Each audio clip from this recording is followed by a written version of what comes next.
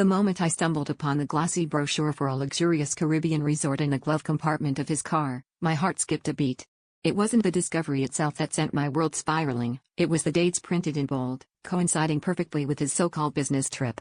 My instinct told me something was off, but the confirmation came when I casually mentioned the resort over dinner, watching as his face went pale and his fork clattered to his plate. His hasty lie about a work conference crumbled under the weight of his own guilt. Determined to uncover the truth, I booked a last-minute flight to the paradise that was supposed to be his secretive sanctuary.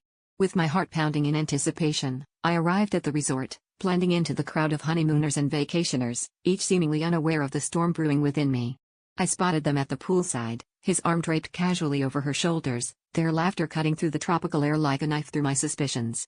The woman, younger and dazzling, was wearing the bracelet I had gifted him on our first anniversary, a cruel twist of fate that fueled my determination.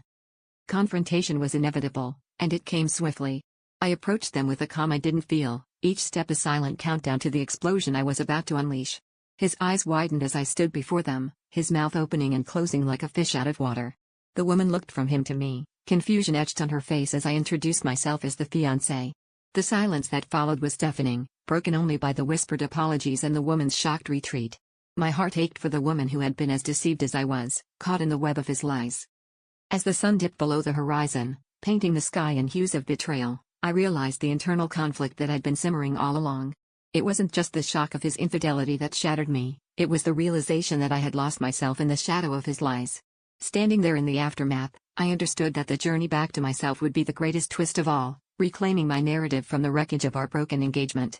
With one last look at the man who had betrayed me, I turned away, ready to face a future that was mine to write.